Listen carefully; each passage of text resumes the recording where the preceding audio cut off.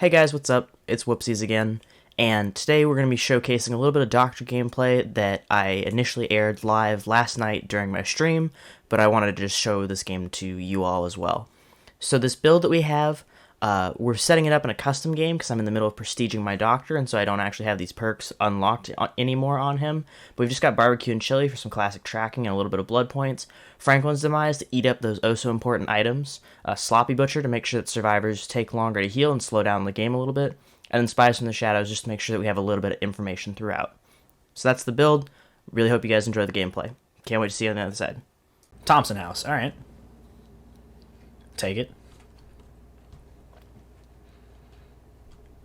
Okay. The Thompson House. We're going to go this way first and sweep to the left because there's more gens on this side, and also because I have a feeling that people might have spawned in this corner over here. The AI tries to do this thing where it'll put survivor spawns like close to a gen. Yep, there's people here. But also... What? Surely not. Okay, that makes sense. You had head on. But also where they're far away from the killer.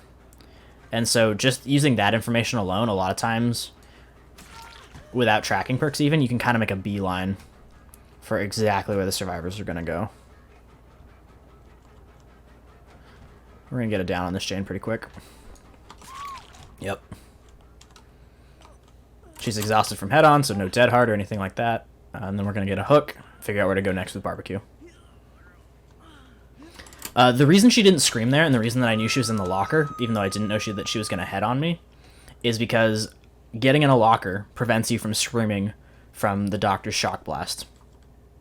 So if you're trying to hide from Doc and you think he's headed your way, it's a pretty good way to do it. You serious? I also forgot we're still running Franklin's Demise, so we're going to get that toolbox off her. My guess is she already used it based on how far along that gen is. We're able to track her through the corn pretty well because her jersey stands out.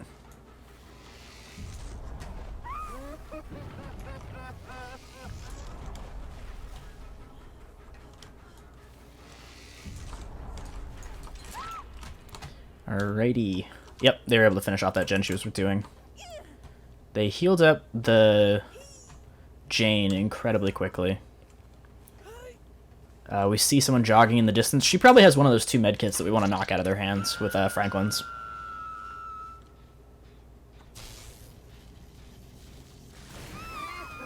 No.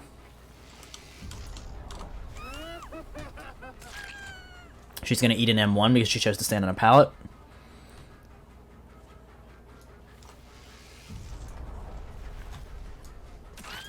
We're able to zone really well here.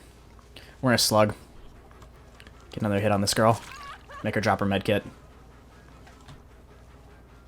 Really apply some map pressure here. We're really starting to snowball, which is really good. She's trying to circle back. Unfortunately, we are not as corn blind as she might have hoped. We'll just destroy this. That's fine. Their fourth's options at this point, yeah, are either unhook or do a gen and let their teammate die on hook. So able to get her off the ground.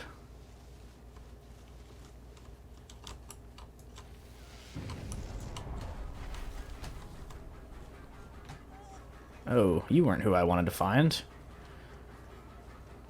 I wanted the Jane. I'm gonna stop and kick this gen super fast.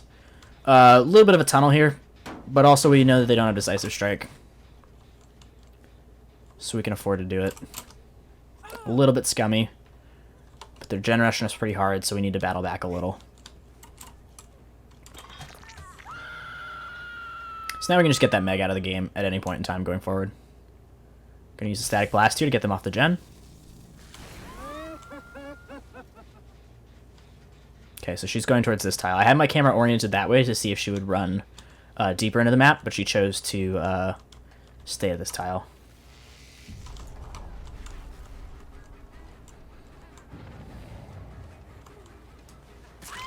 There we go. I'm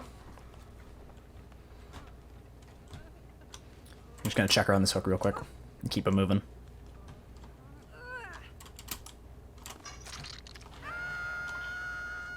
We're choosing to heal instead of running. This is why the perk Sloppy Butcher, that pig's head that I have is my top perk out of the 4, comes in handy. Is when survivor teams choose to reset like this, it means that I have a little bit more agency to slow the game down and land injuries on them. They're right around here, I can feel it.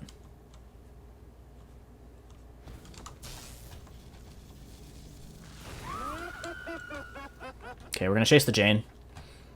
Get a little bit more map pressure. She didn't loop us super well last time, and also I don't want to kill the Meg just yet. We're not going to tunnel her to death, because that seems scummy. They were able to full heal everyone else, though. Not great. Had a failed skill check behind us. Start making our way back over to this gen.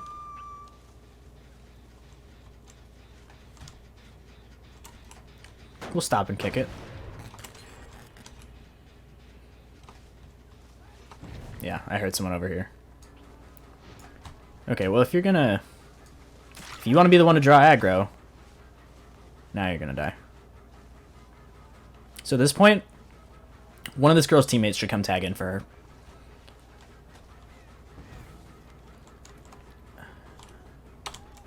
Ideally, one of them should have gotten the unhook, too. Sort of a weird play there. And we're going to head fake like we're going towards the Fang to try to see if she'll leave the gen.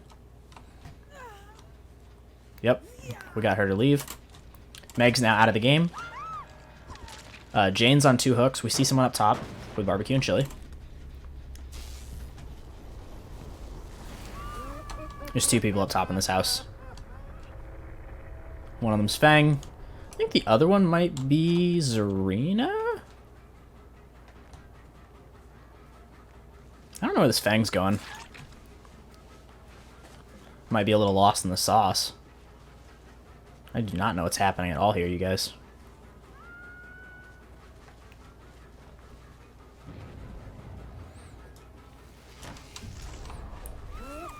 Who threw this pallet? We haven't even been over here. She went around to this side. Yep. She way overcommitted to running around the side. To play Kill Shack effectively, you basically want to try to always be as far away from the killer as possible. And so if the killer like head fakes, you know, you really want to try to make sure that you pay attention for those. But also you want to make sure that you don't overcommit to going around one side, or else the killer will be able to close the gap like I did there. Okay, Jane's dead on hook.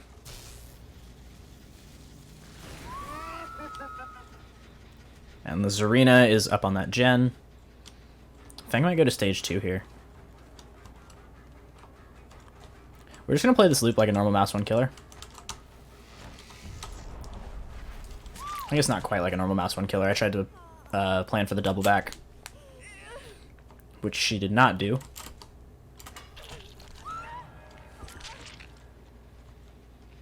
Now Zarina has to go for this hook or else they just lose.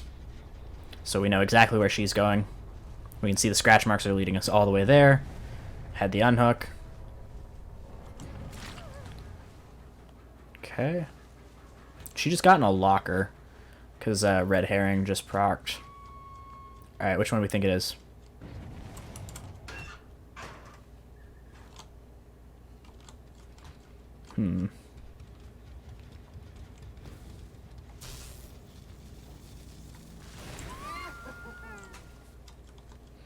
Back on this gen already?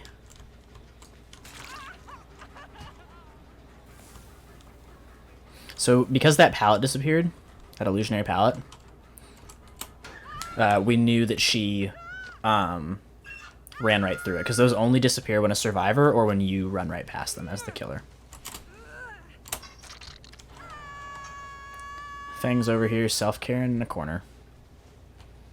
Excuse me. My voice is starting to go, you guys.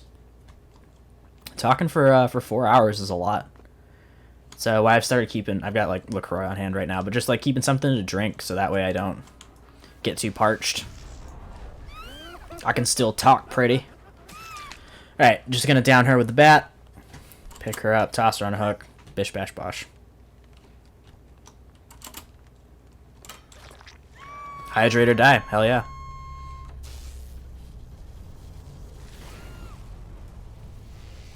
I think you only get blood points for using his power if you hit people with it.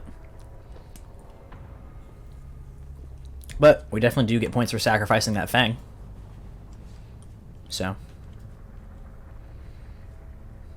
That's good stuff. Alright, so we picked up another 4K. Another good round of gameplay, and I hope you guys enjoyed this as well. If you did enjoy, please be sure to like and subscribe for more killer content coming down the pipe. And also feel free to come check me out live on Twitch. We stream every Monday, Wednesday, and Friday at 8 p.m. Pacific. And Mondays we do a little bit more variety. If you go back and check out my Cuphead highlights video, it's stuff more like that, where it's games that they're not Dead by Daylight and a little bit more just sort of variety, just to spice things up a little bit. But then Wednesday and Friday we'll be back at it with some more killer content. So be sure to come check us out, and I'll see you guys in the next one.